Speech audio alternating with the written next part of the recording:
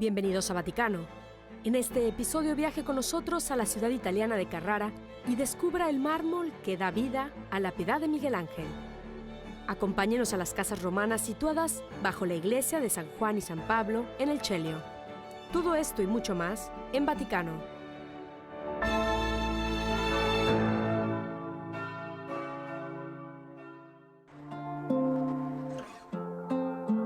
Lo que parecen ser las montañas nevadas de Carrara son en realidad canteras de mármol puro y blanco que brillan bajo el sol toscano. Seleccionado cuidadosamente, tallado, lijado y pulido, este mármol italiano fue escogido para una tumba de 1,5 toneladas de una mujer que está en proceso de canonización desde 2016 por el arzobispo Aquila de Denver, Colorado. Su nombre es Julia Greeley. Ubicada en la Basílica de la Inmaculada Concepción de Denver, la tumba de mármol de Carrara se parece a la piedra de la basílica procedente de Marble, Colorado. Experto y diseñador de materiales de piedra natural, Eric Marshall trabaja en muchos proyectos con mármol de Colorado, pero sabía que solo había un lugar al que acudir para la tumba de Julia, a Carrara, en Italia. Elegimos ir directamente a Carrara porque, sin lugar a dudas, la materia prima es claramente el mármol más blanco y bello, de la mejor calidad para tallar y esculpir con detalle los ojos, como podrás apreciar en algunos de los bajorrelieves que están presentes en la parte superior de la tumba, para el emblema del arzobispo. Además, también hemos tallado el Sagrado Corazón, que forma parte de un medallón que se coloca en el frente de la tumba. ¿Pero quién es Julia Greeley? Nacida esclava entre 1833 y 1848, trabajó a las órdenes de muchas familias blancas en Missouri, Wyoming y Nuevo México, pero principalmente en Denver, Colorado. El cruel látigo del amo de los esclavos la dejó sin un ojo. Fue liberada emancipándose en 1865. Julia permaneció en Denver trabajando en labores domésticas para el primer gobernador del estado y para su devota esposa católica, que fue un elemento clave en la conversión de Julia a la fe católica. A pesar de crecer en una familia llena de sufrimiento, Julia tenía un corazón para los demás. Cuando todas sus pertenencias personales se agotaron, mendigó comida y ropa en las calles con su pequeño carro rojo para los necesitados. Se dio cuenta de que incluso los pobres blancos se avergonzaban de recibir ayuda de una mujer negra, por lo que trabajó por las noches para entregar productos a las puertas de las casas de las personas. Aunque Julia tenía artritis, su caridad no tenía fin. Murió en 1918 y se ha hecho conocida como el Ángel de la Caridad de Denver. Con todo el mármol que hay por el mundo, Eric Marshall viajó a una pequeña ciudad italiana debido a su relación con Miguel Ángel. Miguel Ángel llegó a Carrara en busca de los bloques de mármol perfectos que quería para crear sus obras maestras de renombre mundial, tales como el David o la Piedad. Decidimos hacer el trabajo aquí, en Italia, debido a que la tradición italiana tiene una reseñable experiencia con este tipo de material autóctono, y también por su clásico interés por realizar obras eclesiásticas para la Iglesia Católica. Tallar no es tarea fácil. Cada tipo de mármol tiene limitaciones dependiendo del tamaño, corte, talla y claridad. Lleva años de estudios en arquitectura y escultura el poder desarrollar un ojo artístico capaz de seleccionar el mármol adecuado para cada proyecto. Este es un material que ofrece un fondo blanco muy cálido y agradable, con vetas limitadas que permiten una expresión de claridad clásica, armoniosa, que se hace presente, la que uno puede suponer que hay en San Pedro o en otras iglesias prestigiosas de diferentes partes de Italia. En este caso particular, una tumba es algo así como un punto focal. Quieres equilibrio y a su vez un enfoque minimalista en el veteado, o que el personaje no distraiga de los bellos grabados y relieves esculpidos, ni de los cofres que están incrustados en la piedra. Este elegante diseño evoca la persona de Julia Greeley y de modo perfecto refleja su belleza y delicada caridad. Los maestros del oficio de la talla de piedra son para mí algo prioritario en todo mi trabajo, porque creo que esculpir algo en piedra tiene la pretensión de perdurar y debe tener integridad, como cuando tiene algo que comunicar o cuando tiene alguna historia detrás, más allá de una simple expresión escultural. Para mí, el equilibrio entre el arte y la historia eleva la obra a otro nivel.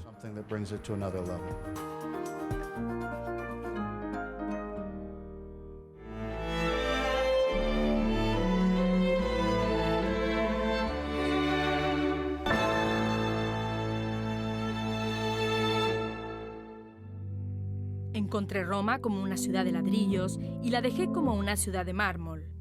Estas son las palabras del primer emperador romano, Augusto, que se encuentran en el Res Gestae Divi Augusti, una especie de testamento que el mismo emperador redactó un año antes de su muerte, acaecida en el año 14 después de Cristo. Las grandes construcciones de mármol de la época fueron encargadas por Augusto. Todas fueron construidas cerca del Pomerium, el límite sagrado e inviolable de la ciudad de Roma, como por ejemplo el Ara Pacis, el Templo del César y el Templo de Marte Ultor, que fue erigido dentro del Foro de Augusto. Aunque todas son obras individuales, estas estructuras tienen un elemento distintivo en común: el llamado mármol blanco de Carrara, considerado hoy en día como uno de los mejores mármoles del mundo.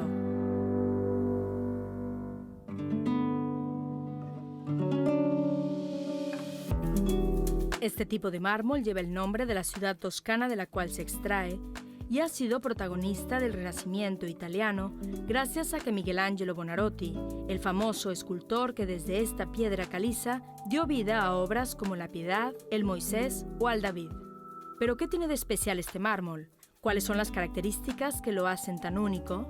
Para responder estas preguntas, hablamos con el Dr. Carlo Musetti, geólogo y técnico de las canteras de mármol de Carrara.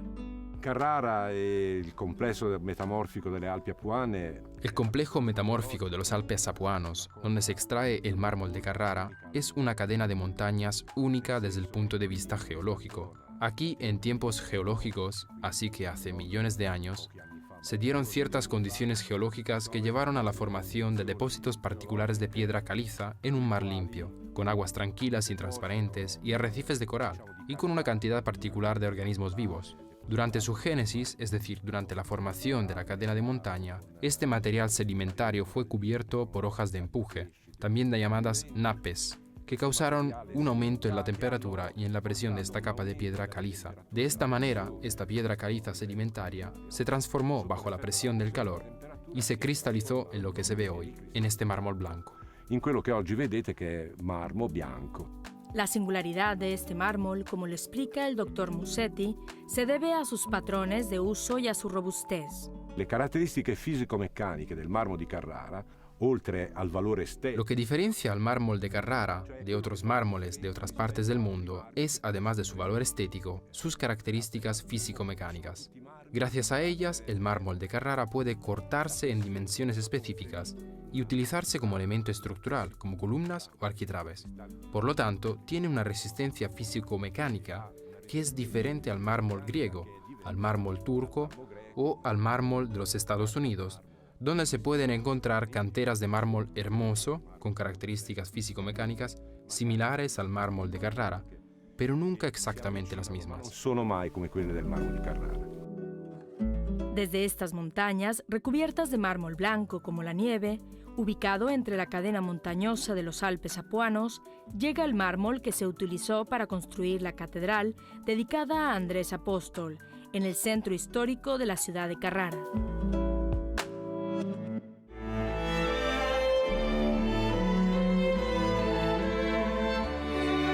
En breves instantes, volveremos con más en Vaticano.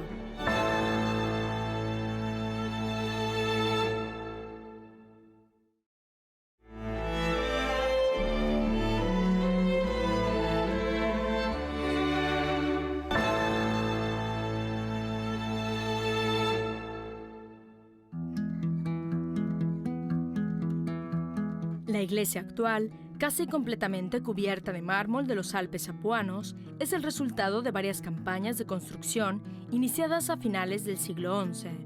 Completada en la segunda mitad del siglo XV, la catedral muestra 3 fases de construcción distintas, revelando así una transición estilística desde el estilo románico al gótico.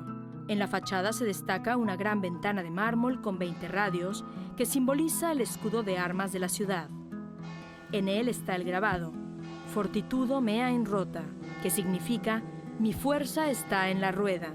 La luz evocadora y misteriosa que se filtra a través de sus numerosas ventanas perfora el espacio interior de la catedral y destaca las finas obras de mármol que forman parte de su decoración interior, como por ejemplo el púlpito, un elemento obligatorio en las iglesias románicas, la fuente bautismal, perfectamente simétrica al altar dedicado a la Virgen del Pueblo, patrona de Carrara, y finalmente el enorme crucifijo de madera del siglo XIV colgado sobre el altar mayor, del que no es posible no percatarse. La catedral es también guardiana de los patrones de los trabajadores de la cantera de mármol, representados por el llamado altar de los 4 mártires coronados, que según la tradición eran 4 canteros cristianos que sufrieron el martirio bajo el emperador Diocleciano. Justo detrás de estas maravillas de mármol se encuentran las historias de hombres canteros que día a día, pieza por pieza, ofrecieron a artistas y escultores la posibilidad de dar vida a sus creaciones. Estas historias están encarnadas en Alvis Lazareski, nacido y criado en las canteras de mármol.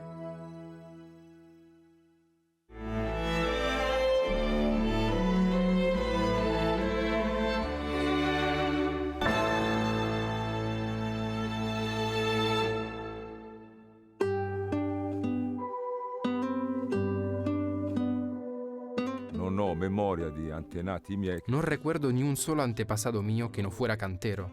He estado viniendo a la cantera todos los días durante 37 años y no recuerdo ningún antepasado mío que tuviera un trabajo diferente. Si eres cantero, perteneces a la cantera. Es como si hubieras nacido en ella. Naces en ella porque era el trabajo de tu padre, de tu abuelo, de tu bisabuelo, y por eso he estado rodeado de piedras desde que era un niño. Siempre he vivido esta realidad. Da sempre, vivo questa realtà da sempre. Alvise decidió escribir sus recuerdos en un libro que se publicó en 2016. Allí resume su experiencia de 30 años en la gestión de canteras de mármol. Riferendomi a questo mondo, a questi miei ricordi. En cuanto a mis recuerdos, quedan escritos en este libro, donde hablo de toda mi experiencia desde mi infancia hasta la época moderna de la extracción de mármol. Crecí y todavía vivo en el pequeño pueblo de Colonnata, que cuando era un niño era exclusivamente una comunidad de canteros. Cuento en qué consiste este trabajo porque he sido el testigo directo. A finales de los 70 y comienzos de los 80, el trabajo experimentó una profunda transformación. De ser un trabajo estrictamente manual, allá por mi infancia, pasó a incorporar tecnologías modernas. All'avvento delle moderne tecnologie. El trabajo de una cantera es inusual y severo. È questo un lavoro particolare nel senso che Este es un trabajo especial, lo que significa que con todos los problemas que ocurren, nunca es monótono. La cantera se cuida respetando estas relaciones, que son articulaciones naturales por las que cada día te encuentras con una situación diferente. Todos los días se deben buscar diferentes soluciones de extracción. Es importante que todo el equipo de la cantera participe en el proceso de resolución de problemas. El trabajo de un cantero no es mecánico. No hay un capataz que decide qué hacer, ni los trabajadores simplemente obedecen sus órdenes. Todo el equipo de canteros participa en los trabajos de la cantera. Esto es lo especial de este trabajo. Es algo muy particular. una peculiarità, una cosa molto particolare. Una inquietante belleza natural de las canteras de Carrara, que también el famoso poeta italiano Dante Alighieri quiso inmortalizar en su Divina Comedia. El carrarese que alberga debajo, entre los mármoles blancos una caverna tenía como su morada.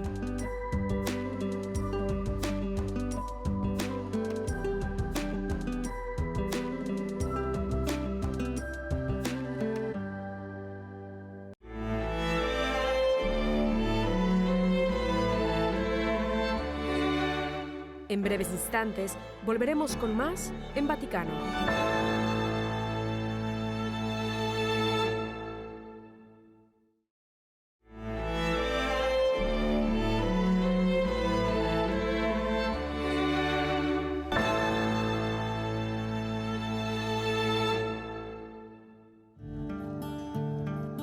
A unos cientos de metros del Coliseo Romano se encuentra el singular complejo arqueológico llamado Case Romana del Celio, las casas romanas de la colina Celio, que se encuentran bajo la antigua Basílica de los Santos Juan y Pablo. El aspecto de la iglesia es único entre las de su tipo. La fachada paleocristiana, coronada por una cúpula barroca relativamente moderna, combina perfectamente con el campanario medieval, que está decorado con platos de cerámica islámica que fueron traídos como trofeos por los cruzados. Por lo visto, esto refleja la larga historia de la basílica que se remonta a la época de los primeros cristianos. La tradición sostiene que el primer edificio fue construido en el año 398 por el senador romano Pamachus, quien convirtió la casa de los dos mártires cristianos, Juan y Pablo, en una basílica cristiana. Hoy las reliquias de los dos mártires permanecen debajo del altar principal donde se siguen venerando. También se le atribuye al senador Pamachus la cuasi legendaria Pasio, la historia del martirio de los santos Juan y Pablo. En la historia de la Pasio, se dice que los mártires eran eunucos de Constantina, hija de Constantino el Grande, y que eran soldados romanos en el ejército de Constantino. Tras los cambios políticos que siguieron a la llegada del emperador Julián el Apóstata al trono, los dos hermanos fueron martirizados por no traicionar la fe de Jesucristo, siendo decapitados en secreto en su hogar, donde posteriormente fueron enterrados. Para fundamentar esta tradición, acudimos al emplazamiento arqueológico ubicado debajo de la iglesia en busca de alguna evidencia. Mariana Giustini, una experta del lugar, nos saludó con algunas noticias sorprendentes, diciendo que de hecho la Pasio fue clave para identificar el lugar del martirio de los santos Juan y Pablo. Las excavaciones tuvieron lugar a finales del siglo XIX y fueron organizadas y encargadas por un sacerdote pasionista, el padre Germano di San Stanislao. No sabía qué encontraría, y todos los primeros elementos hallados lo dejaron asombrado, porque la tradición narrada en la Pasio no hacía más que confirmarlo. Primero encontró los elementos preexistentes a la construcción de la iglesia, que es una domus. Pero en aquella Roma eso no era una cosa tan sorprendente. Lo que impresionó mucho al padre Germano fue la presencia de los frescos, lo cual, a su entender, eran claramente detalles cristianos. Lo que el padre Germano fundó fue básicamente un complejo de casas de campesinos, establos para animales y tiendas que más tarde se incorporaron a una rica y elegante vila, la cual contenía amplias habitaciones, un baño personal y un patio. Las investigaciones arqueológicas han datado ruinas en diferentes etapas del desarrollo del emplazamiento.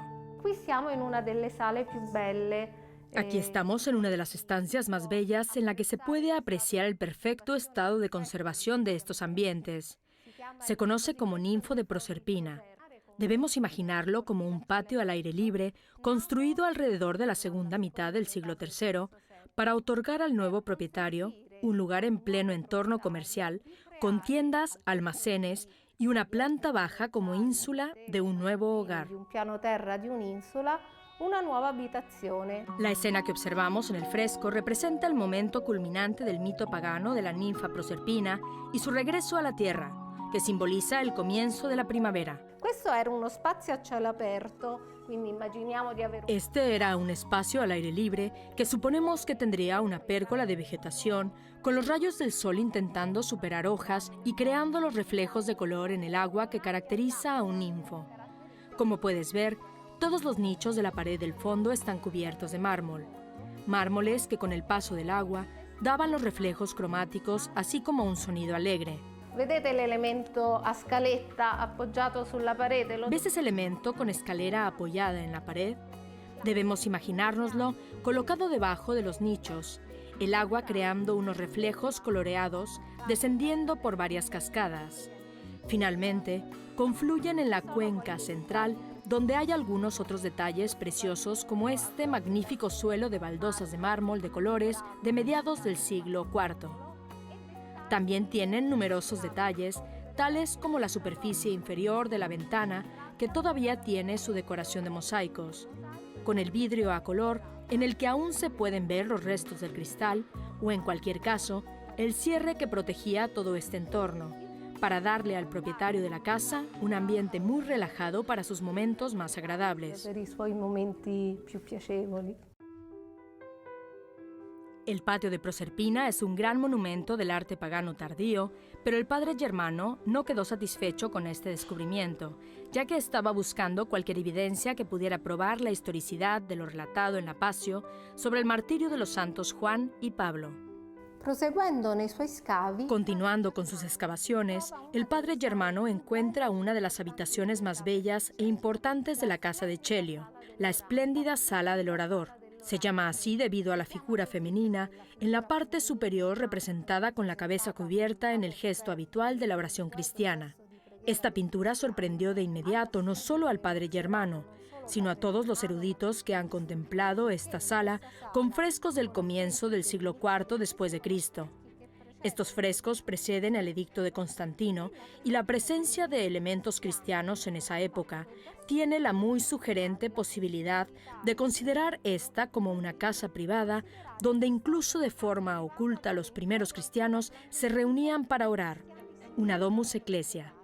Una hermosa afirmación que realmente ha impactado las mentes de los estudiosos.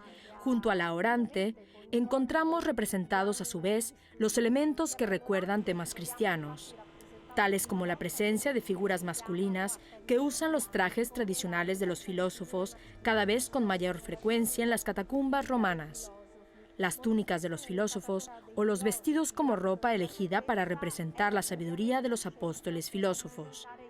También tenemos la presencia de cuernos de cordero, todos ellos elementos que también ha impulsado durante mucho tiempo la fascinante hipótesis de las Domus Ecclesiae.